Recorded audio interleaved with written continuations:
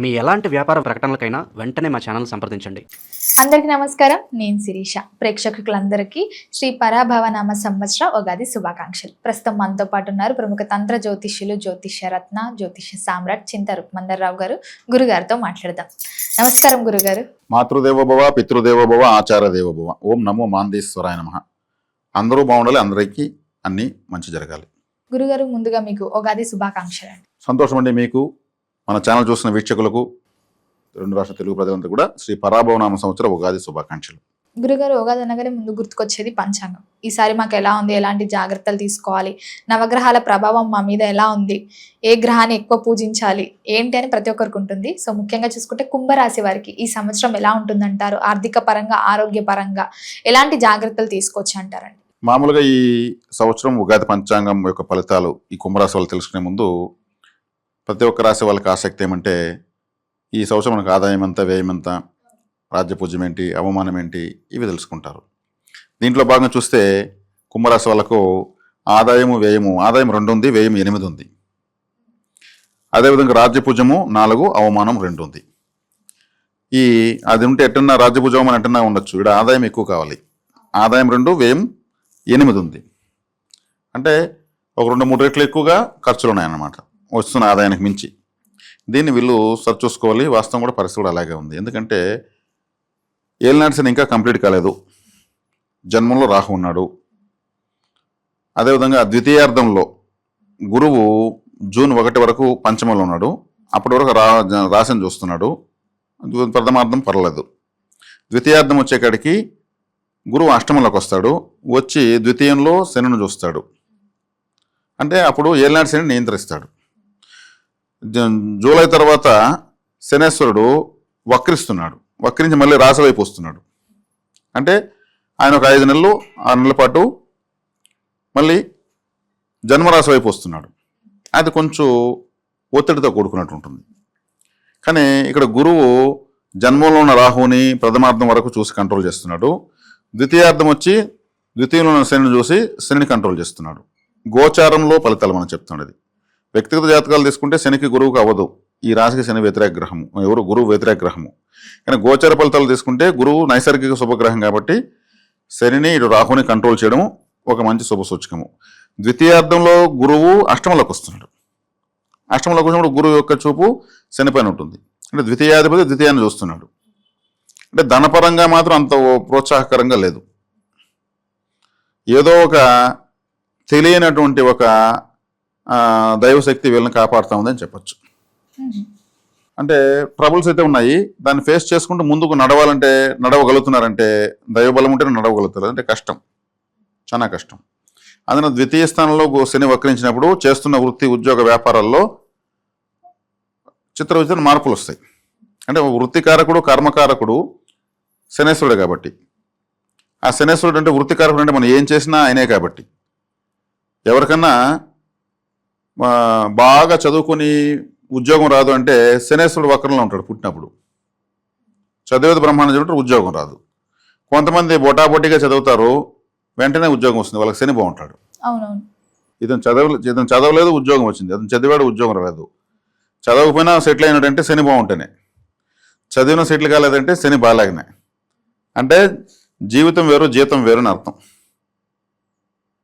కాబట్టి అందరూ జీతాలు చూస్తారు. మంచి ప్యాకేజ్ అంటారు. అది కాదు కావాల్సింది, మంచి లైఫ్. అది కావాలంటే శని బాగుండాలి. ఆయన వక్రించి వెనక్కి వస్తున్నాడు జూలై తర్వాత. అంటే శనేశ్వరుడు వక్రత్వానికి వీళ్ళు పరిహారాలు చేసుకోవాలి. కాలభైరవారాధన చేయడము, ఎక్కువగా ఈ చెప్పులు కుట్టే వాళ్లకు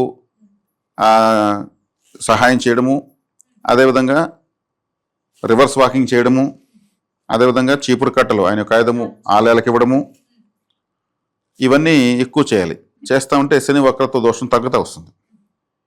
కాబట్టి మరీ ముఖ్యంగా కుంభరాశికి అధిపతి శనేశ్వరుడే. ఆయన తన రాశి పట్ల చాలా కఠినంగా ఉంటాడు. ఒక న్యాయమైనటువంటి టీచరు తన పిల్లల పట్ల మిగిలిన స్టూడెంట్స్ కన్నా కఠినంగా ఉంటాడు. టీచర్ కొడుకులే సమంగా చదవలేదు అంటే ఆయనకే కదా అవమానం, అతనికే కదా అవమానము. కాబట్టి వాళ్ళ పిల్లల పట్ల వేరే పిల్లల కన్నా ఎక్కువగా స్ట్రిక్ట్గా ఉంటాడు. కాబట్టి శనేశ్వరుడు తన రాశి పట్ల ఎక్కువ స్ట్రిక్ట్గా ఉంటాడు. మన ఇల్లే కదా, ఎట్టుంటే ఏముంది, డస్ట్ ఉంటే మనకెందుకు, మన ఇల్లే కదా అని అనుకోడైనా. అందరి జీవితాలను నువ్వు శుభ్రం చేసేవాడు తన రాశిలో పుట్టిన వాళ్ళను ఇంకా బాగా శుభ్రం చేయాలనుకుంటాడు. కాబట్టి వక్రించినప్పుడు శని యొక్క తాకడ కుంభరాశి వైపు ఉంటుంది. అదొక 5 నెలలు ఉంటుంది, డిసెంబర్ వరకు ఉంటుంది. కాబట్టి శని కారకత్వాలు పట్టుకోవాలి. అంటే ఇప్పుడు శని కారకత్వాలు అంటే అటెన్షన్లోకి రావాలని అర్థం. అటెన్షన్ అంటే ఏమి, ఇప్పుడు ఒక ప్రధానమంత్రి రాష్ట్రపతి ఎవరు వస్తున్నారంటే ఒక గ్రామానికి, ఆ గ్రామంలో వీధులన్నీ క్లీన్ చేసేస్తారు, తెల్లగా సున్నం పోస్తారు. ఆ రోజు ఎంత అటెన్షన్కి వస్తుంటే ఆ ఊరు అక్కడ గ్యాప్ ఉంటే చెట్లు నాటేస్తారు. ఆయన వచ్చి చూస్తే అంత ఊరంతా అద్భుతంగా ఉంది అనుకోవాలనేసి. మిగిలిన సందర్భంలో అటెన్షన్ లేరుగా మన అర్థము. ఇప్పుడు శనేశ్వరుడు కుంభరాశి వైపు వస్తున్నాడు, వీళ్ళు అటెన్షన్గా ఉండాలి అంటే క్రమశిక్షణగా ఉండాలి. అటెన్షన్ అంటే క్రమశిక్షణే, అంటే సేవాభావంతో ఉండడము, దైవారాధనతో ఉండడము, ప్రతిరోజు మెడిటేషన్. కుంభరాశి అంటేనే మెడిటేషన్. మెడిటేటర్స్ అంతా కుంభరాశిలో పుడతారు. లేదా ఒక మెడిటేటర్ గొప్ప మెడిటేటర్ కాబట్టి కుంభరాశి బలం ఉంటేనే మెడిటేటర్ అవుతారు. కుంభం అంటే ఏమి, కుండ లోపల ఏముంటుంది, నీళ్ళున్నాయా, గాలి ఉందా, డబ్బు ఉందా, బొగ్గులు ఉన్నాయా, రహస్యం అది. మెడిటేటర్స్ పూరకము, రేచకము, కుంభకం ఇదే కుండ. వాళ్ళు గాలి పీలుస్తారు, కుంభిస్తారు, మళ్ళీ బయటకు వెళ్తారు, గాలి లేకుండా కొంచెంసేపు కుంభిస్తారు. రేచకం అంటే వదలడము, పూరకం అంటే పీల్చడము, కుంభకం అంటే స్తంభింపజేయడము. ఇది కుంభరాశి సూచిస్తుంది. కుంభం అంటే ఒక కలశము. గురుగ్రహం కుంభరాశిలోకి వచ్చినప్పుడే అమృత కలశం దేవతలకు దొరికింది. కుంభము అమృత కలశం కుంభం కదా, అది దొరికిందంటే కుంభరాశిలో గురువు వచ్చినప్పుడే దొరికింది. కాబట్టి మెడిటేటర్స్ అంతా కూడా ఈ రాశిలో ఉంటారు. కాబట్టి మెడిటేషన్ బాగా చేయాలి వీళ్ళు. శనేశ్వరుడు ఉచ్ఛ్వాస నిశ్వాసాలకి అంటే మెడిటేషన్ ఉచ్ఛ్వాస నిశ్వాసాలు చేస్తారు కాబట్టి బాగా అనుకూలిస్తాడు. కాబట్టి మెడిటేషన్ చేయరు బాగా. ప్రకృతి సేవ అంటే ప్రకృతి సేవ అంటే ఏమి, నేను చెప్పాను కదా, చెట్లు నాటడం కానీ ఇవన్నీ కూడా బాగా చేయొచ్చు. ఆలయాల్లో అగరబత్తులు వెలిగించడము, అంటే గాలిని యాక్టివేట్ చేయడము, కాలభైరవ ఆరాధన, వరాహస్వామి ఆరాధన, ఇవన్నీ చాలా అద్భుతమైన ఫలితాలు ఇస్తాయి. కాబట్టి శని వక్రించినప్పుడు చేసుకోవాలని పరిహారాలు ఇవి. అష్టమంలోకి గురువు ఉచ్చస్థితిలోకి వెళ్తున్నాడు, ద్వితీయాన్ని చూస్తాడు, అది మంచిదే ఫైనాన్షియల్గా, అప్పుడు ఆయన కొంచెం తోడ్పడతాడు. జన్మంలో రాహు ఉన్నాడు, జన్మంలో రాహు ఉంటే సెల్ఫిష్గా ఉండగలిగితే ప్రథమార్థం కూడా బాగుంది. మన పరిస్థితి ఏంటి, ఎన్ని రోజులు ఈ పరిస్థితులు అని ఆలోచించుకోగలిగితే ప్రథమార్థం కూడా బాగుంటుంది. రాహు జన్మలో ఉన్నాడు కాబట్టి. రాహు వ్యయంలోకి వస్తాడు, అప్పుడు ఇంకా బాగానే ఉంటుంది. రాహు వ్యయంలోకి వచ్చి నష్టంలోకి అది వస్తున్నాడు అంటే రాహు వ్యయస్థంలో బాగానే వస్తుంది. విదేశీ ప్లానెట్, ఫారిన్ అంటే రాహు, ఇతర దేశాలకు వెళ్ళాలంటే ఈజీగా వెళ్ళచ్చు. వెళ్తే కూడా సెటిల్ అవుతారు విదేశాలకు వెళ్ళిన వాళ్ళు. అందులో గల్ఫ్ కంట్రీస్ పోతే ఇంకా బాగుంటుంది. ముస్లిం అంటే రాహు, ముస్లిమ్స్ అంటే రాహువే కాబట్టి ఆ రాహు విదేశాలకు పోతున్నాడు కాబట్టి గల్ఫ్ కంట్రీస్కి వెళ్ళచ్చు, చాలా బాగుంటుంది. ఇక్కడ 6 ఇంట్ల కేతు వస్తున్నాడు. 6 ఇంట్ల కేతు వస్తే మంచిది, పాపగ్రహం పాపస్థానంలోకి రావడం మంచిదే. వీళ్ళకు గురువు కూడా పాపగ్రహమే, ఆయన కూడా పాపస్థానంలో ఉచ్చస్థితి అంటున్నాడు. కాబట్టి ఇక్కడ అటెన్షన్లోకి వస్తే చాలు, వీళ్ళకి అన్నీ బాగున్నట్టే. అటెన్షన్ అంటే డిసిప్లిన్. గురుగారు ముఖ్యంగా మరి విద్యార్థులకు ఎలా ఉంటుందంటారు ఈ సంవత్సరం? విద్యార్థులకు శ్రమతో కూడుకున్న ఫలితం ఉంటుంది. వీళ్ళు ఎంత ఎఫర్ట్ పెడితే అంత రిజల్ట్. ఎఫర్ట్ పెట్టకపోతే దాన్ని వివరించలేరు, కానీ పెడతారు కూడా, పెట్టగలిగే సామర్థ్యం ఉంది. ఉద్యోగ వ్యవస్థలో ఉన్న వారికి ఎలా ఉంటుంది అంటారు? ఉద్యోగం మారాలి అని ఆలోచన ఉన్న వారికి ఉద్యోగం మారుతారు, కొత్తగా చేసే ఉద్యోగ ప్రయత్నాలు సక్సెస్ అవుతాయి. కానీ జీతం ఆలోచించుకుంటే సరిపోవాలి, అవకాశం వస్తే పట్టుకోవాలి అంతే. అది 10,000 కూడా కావచ్చు. జీతం గురించి ఆలోచించకూడదు, ఆలోచన కూడా పట్టుకోవాలి. అప్పుడు గ్రోత్ వస్తుంది. నాకు ఇంత అయితేనే వస్తుంది అనుకుంటే రాదు, టైం అయిపోతుంది. వివాహ యోగం ఉందంటారా మరి? వివాహ యోగము సప్తమాధిపతి రవి, వీళ్ళకు జన్మంలో రాహు, అంటే ఈ కేతువు సప్తమం నుంచి మారగానే అవుతుంది. అంటే డిసెంబర్లో మారుతాడు కేతువు. 7వ ఇంట్లో జీవిత భాగస్వామి అనే ప్లేస్లో కేతువు ఉంటే ఏమవుతుంది, ఆ 7వ స్థాన కారకత్వాన్ని అనుభవింపనిచ్చాడు. ఇప్పుడు ఎవరన్నా వీళ్ళకి మాట కూడా ఇచ్చుండి, ఒక అబ్బాయికి ఫలానా అమ్మాయిని చిన్నప్పుడు మాట ఇచ్చుండి, ఈ కేతు మారే వరకు కాదు. పెద్దవాళ్ళందరూ ఫోర్స్ పెడితే కూడా వాళ్ళు ఒప్పుకోరు, అమ్మాయి ఒప్పుకోదు, అది అబ్బాయి ఒప్పుకోడు. నాకేందుకు మీరు మాట చెప్పు, నేనేం చేసేది, నాకు ఇష్టం ఉండాలి కదండి. అదే కేతు మారినాక వీళ్ళ ఆలోచన మారుతుంది. సరే కానీ ఇంట్లో ఇంతమంది నేను ఎందుకు బాధపెట్టలే, నేను ఒప్పుకుంటున్నాను అంటారు. ఆ గ్రహం యొక్క ప్రభావం అలా ఉంటుంది. సంతాన యోగం ఉందంటారా మరి? కేతు మారిన తర్వాతనే మనం ఉంటుంది. ఎందుకంటే వివాహము సంతానము సీరియల్ నెంబర్ 1 నెంబర్ 2 అన్నట్లు. కేతువు మారిన వెంటనే వివాహం అనుకూలమవుతుంది, ఆటోమేటిక్ సంతానం అనుకూలమవుతుంది. కుటుంబ వాతావరణం ఎలా ఉంటుందండి? కుటుంబ స్థానాన్ని గురువు చూస్తానని చెప్పాను కదా. ద్వితీయార్థంలో గురువు కర్కాటకంలోకి వచ్చి 9వ దృష్టితో 2వ స్థానం చూస్తాడు. కుటుంబం అంటే భార్య పిల్లలు అని అర్థం చూస్తాడు. కాబట్టి కుటుంబాధిపతి కుటుంబాన్ని చూడడం మంచిది, వచ్చేసేది బట్టి చూడడం మంచిది. కాబట్టి బాగానే ఉంటుంది. కాబట్టి ద్వితీయార్థంలో బాగుంటుంది. సెకండ్ హాఫ్ లో బాగుంటుంది. రాజకీయ రంగంలో ఉన్న వారికి, సినీ రంగంలో ఉన్న వారికి ఎలా ఉంటుంది అంటారు? సినీ రాజకీయ రంగాల వాళ్ళకు కూడా బాగానే ఉంటుంది. రాజకీయ రంగం అంటే సప్తమాధిపతి రవి వీళ్ళకు, అందులో రాహు జన్మలో ఉన్నాడు కాబట్టి రాహు రాజకీయానికి పేరెత్తినవాడు. ఎందుకంటే రవి రాహులు కలిస్తే రాజకీయంలో వ్యూహాలపైన వ్యూహాలు పన్నుతారు. రాజకీయ చతురత అంటారు కదా, ఆ చతురత రావాలంటే రవి రాహులు కలవాలి. రవి రాహుల కాంబినేషన్ ఎట్టో ఒకటి కలవాలి. రవి రాజకీయము, ఆ వ్యూహము రాహువు.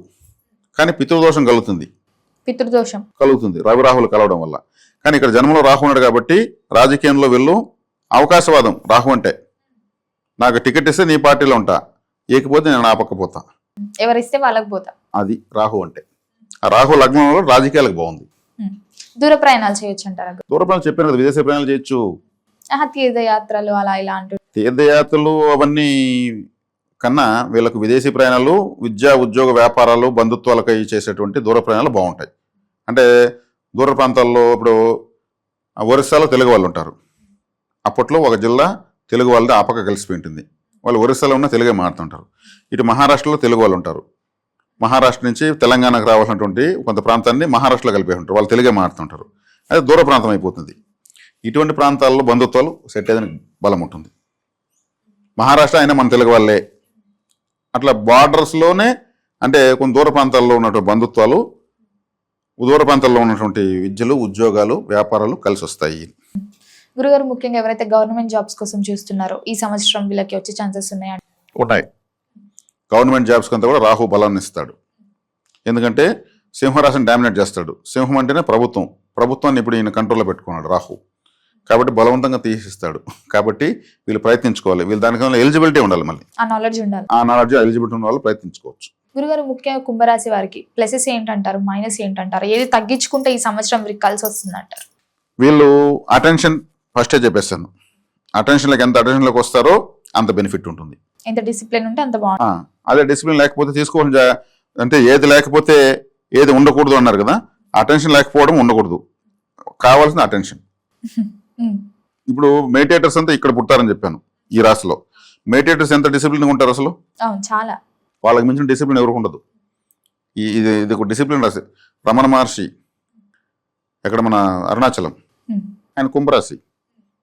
కాబట్టి ఆయన ఏం మాట్లాడలేదు. నీ గురించి నువ్వు తెలుసుకో, నీ గురించి నువ్వు తెలుసుకొని ఆయన మహర్షి అయ్యాడు.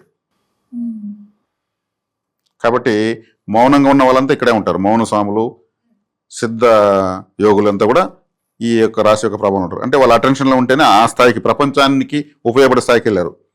కాబట్టి ఇప్పుడు కూడా ఏలినాటి శని ఉంది, శనేశ్వరుడు వక్రిస్తున్నాడు, గురువు 5-6 ప్రదేశాలపైకి పోతున్నాడు. వాళ్ళ నుంచి రిజల్ట్స్ కావాలంటే ఇస్తారు, అటెన్షన్ ఉంటేనే ఇస్తారు. మరి ముఖ్యంగా కుంభరాశి వాళ్ళకు చాలా స్ట్రిక్ట్గా ఉంటారు ప్లానెట్స్. మిగిలిన రాశిని చూసి పోతారు, కానీ ఈ రాశి వాళ్ళని మాత్రం 100 మార్కులు వస్తేనే పాసు, 99 కూడా ఫెయిల్. తన రాశి కాబట్టి. గురుగారు, ముఖ్యంగా మరి రైతులకు ఎలా ఉందంటారు? రైతులకు కూడా ఇప్పుడు ఇది అది టర్మ్స్ అండ్ కండిషన్స్ అప్లై, అంతే, అటెన్షనే. గురుగారు, మరి మొత్తం మీద ఈ సంవత్సరం అంతా కుంభరాశి వారు అందరికీ బాగుండాలంటే ఏ దైవాన్ని పూజించమంటారు, ఎలాంటి పరిహారాలు చేసుకోవచ్చు అంటారు? అంటే కుంభరాశికి అంటే 2వ స్థానం మీనరాశి అవుతుంది. ప్రతి ఒక్కరికి 2వ రాశి ధనరాశి అని చెప్పాను. మీనరాశి అంటే సముద్రము, అపార జలము. మరి మీనరాశి అంటే అపార జలం కాబట్టి సముద్ర తీరాల్లో ఉన్నటువంటి పుణ్యక్షేత్రాలకు వెళ్ళి రావాలి ఎక్కువగా. తిరువనంతపురం, త్రివేంద్రం, అనంత పద్మనాభ స్వామి, రామేశ్వరం, తిరుచెందూరు, కన్యాకుమారి, ఇవంతా సముద్ర తీరంలో ఉన్నటువంటి ప్రాచీన దేవాలయాలు. అంటే ఈ 2వ రాశి యొక్క బలం ఎక్కడుంది? సముద్ర తీరంలో ఉంది. వీళ్ళు ఎక్కువగా ఉత్తరాభాద్ర, పూర్వభాద్ర, ఉత్తరాభాద్ర, రేవతి నక్షత్రాలు ఉన్నప్పుడు బీచ్కి వెళ్ళొస్తే కూడా మంచిది. పోయి ఊరికట్ట సరదాగా తిరిగేస్తే కూడా యాక్టివేట్ అవుతారు, ఫైనాన్స్ యాక్టివేట్ అవుతుంది ఆ నక్షత్రం ఉన్న రోజులలో. ఆ నక్షత్రం ఉన్న రోజుల్లో. అవి ప్రతిరోజు రావు, నెలకోసారి వస్తాయి.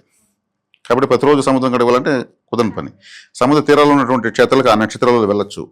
రేవతి నక్షత్రం రోజు మధుర మీనాక్షి అమ్మవారి దగ్గరికి వెళ్ళి రావచ్చు. మీనరాశి మధుర మీనాక్షి, చేపలంటే కన్నులు కలిగిన అమ్మవారిని అర్థం. రేవతి నక్షత్రం అధిపతి బుధుడు. బుధుడు గ్రీన్ కలర్లో ఉంటాడు, అమ్మవారు గ్రీన్ కలర్లో ఉంటుంది. ఉమ్, ఉత్తరాభాద్ర నక్షత్రం ఉన్నప్పుడు త్రివేంద్రం వెళ్ళి రావచ్చు. పూర్వభాద్ర నక్షత్రం ఉన్నప్పుడు వీళ్ళు మామూలు జనరల్ సముద్రం కాడికి వెళ్ళి రావచ్చు. అంటే వీళ్ళకు ఫైనాన్స్ అనేది జల సంబంధమైన ప్రదేశాల్లో ఉంది.